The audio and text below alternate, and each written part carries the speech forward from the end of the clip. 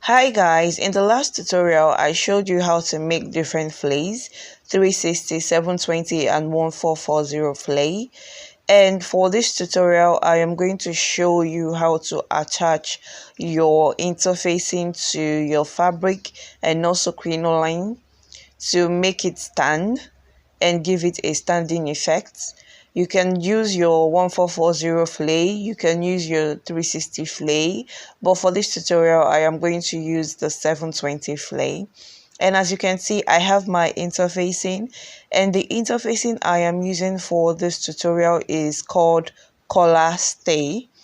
Now I have cut out 2 for my interfacing and 2 for my fabric and also 2 for my lining. I just followed my pattern and placed it on my fabric, and I cut it out as it is.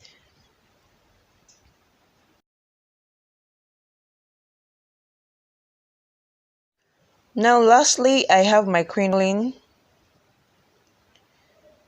This is the crinoline I am going to be using for this tutorial, and I am also going to show you how to attach this to your fabric. Very easy and simple tutorial.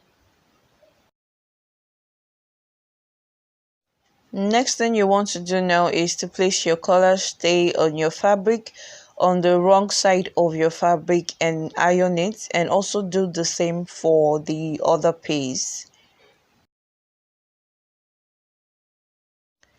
Next thing I will do now is to attach the good sides of my fabric together by 1/2 inch. This way I would have a more fuller flay to work with.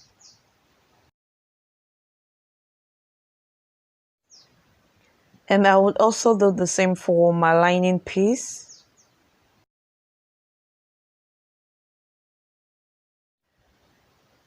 Now place the good sides of your fabric to your lining.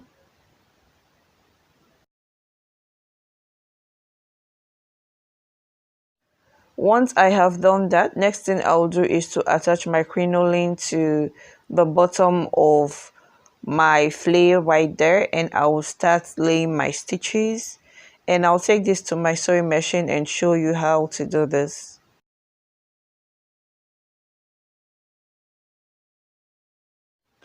Now I will just go on and stitch by 1/2 inch, as you can see, and make sure you do not put any tension on your crinoline. What I mean is, don't stretch your crinoline while sewing. Make sure you don't pull it. If you pull it while you sew, you would not like the outcome of the design. It won't come out well at all. As you can see, all I am doing is just stitching, and I am applying no tension or stretch to the crinoline. And if by any chance you're sewing and then you notice your crinoline is getting all rumpled up and pulling, you need to change your needle.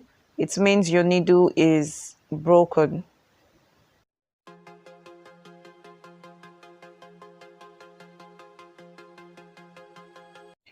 Now I will just keep stitching and keep going till I get to the other end.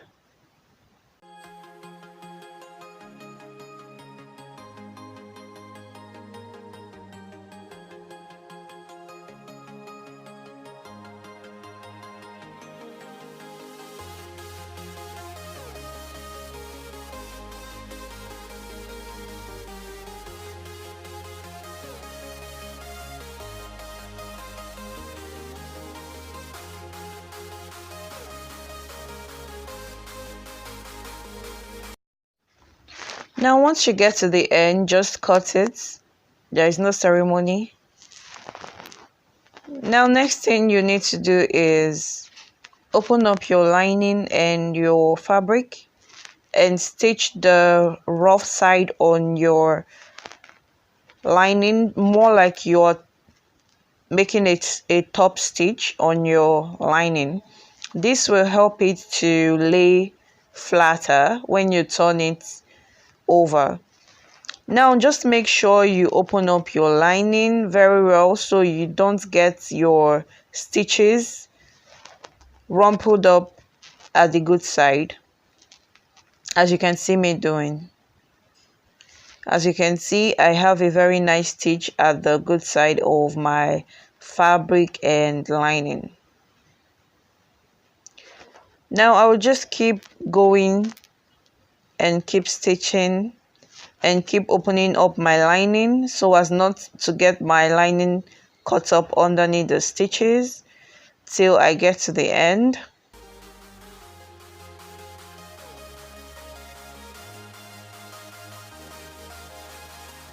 And now that we are done, we will just turn this over to the good side.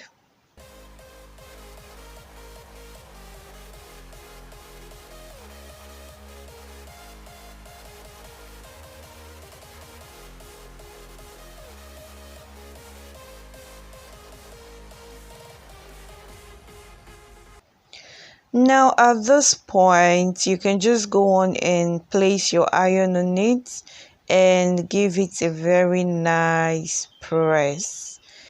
And at this point, you can attach it to your peplum skirts or your upper bodice if you're making a peplum top. And whatever it is whatever design it is you have in mind. And this is what the finished look is. If you like this tutorial, please give it a thumbs up and please do make sure you like and subscribe, and hope to see you in more tutorials. See ya.